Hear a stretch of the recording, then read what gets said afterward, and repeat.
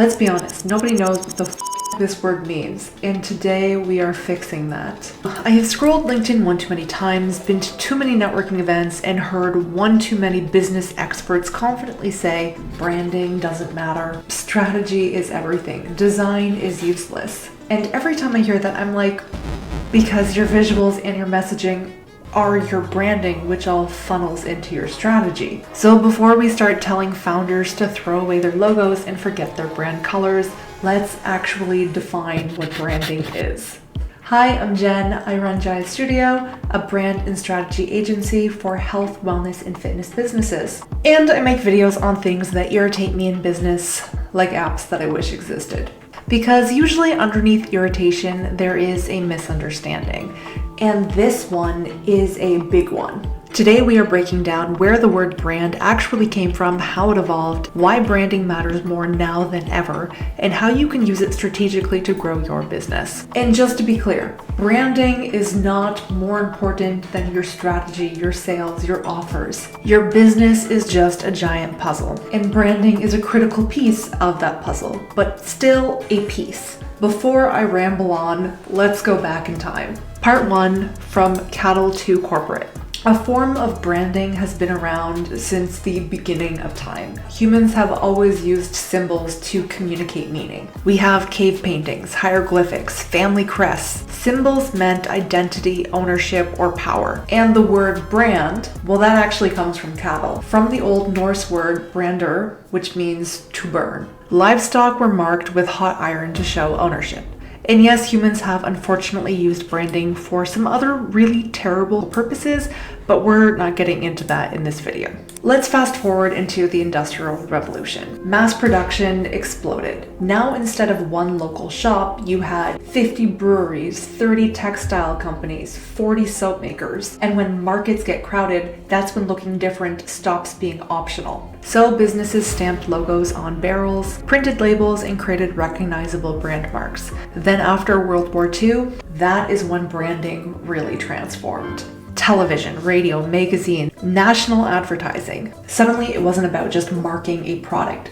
Businesses were trying to invoke a feeling around it. When there are 50 cereals on the shelf, the one with the stronger mascot, clearer message, and more memorable tagline won. This is when companies started strategically shaping perception, and that shift in thinking was the birth of modern branding. Except today, that concept has really exploded. Part 2, why branding matters more than ever. Today, you can start a business with nothing more than ambition, Wi-Fi, and a dream. There has never been a lower barrier to entry, which means there has never been more competition. Everyone has access to the same tools, templates, and advice. So what actually separates your business? It's not your Canva subscription. It's brand perception. This is where people get it wrong. They reduce branding to fonts, colors, and a logo. Yes, that is part of it, but not the whole story. What your branding actually includes is your visuals, messaging, strategy, offer positioning, customer experience, emails, and the way your website flows. Good branding is being able to tie all of these elements together to make a cohesive experience that shapes how a client feels about your business. And feelings matter because we do not buy logically. We like to think that we do.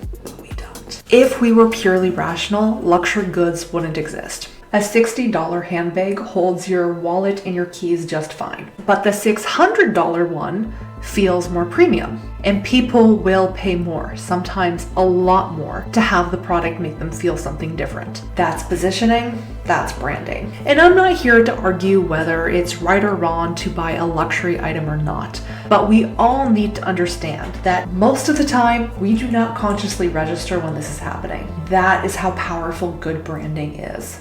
Part 3, how to strengthen your brand. If you're sitting here wondering, what do people think of my business? Let's just hold on a second before you throw everything out the window. Here are 3 quick ways to find brand alignment. 1 is be recognizable.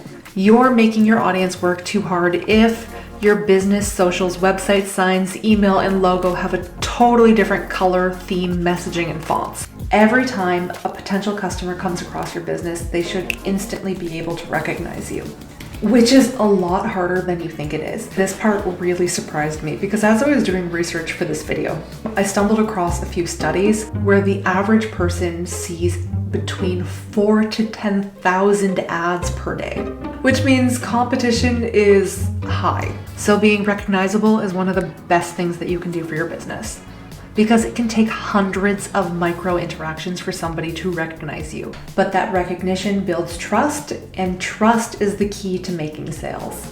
2, match your vibe to your visuals. You're creating confusion if your brand looks bold and disruptive, but your fonts are vintage poetry collection. Some design combinations just don't work. Design has psychology, color theory evokes emotion, typography has personality. You can absolutely DIY your own brand in the beginning. I actually have some kits for that. But there is a point, usually when you start scaling, where your visuals need to catch up to your positioning. And this is the moment that you bring in a designer, because your brand needs cohesion and you want to take your business to that next level. Your vibe and your visuals should reinforce each other. 3, audit the experience.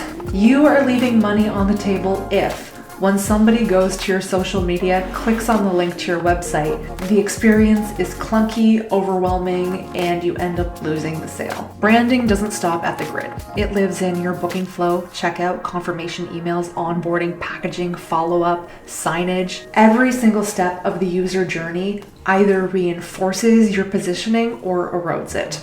Part 4, the nuance. Branding is really just an echo. It echoes whatever your business is already doing, which means branding does not replace the importance of having a business structure, sales funnel, marketing team, but it will amplify it and make your value visible. And in a market that is highly competitive, 4,000 to 10,000 ads per day, visibility becomes your leverage. Because if people can't quickly understand you, they won't choose your business.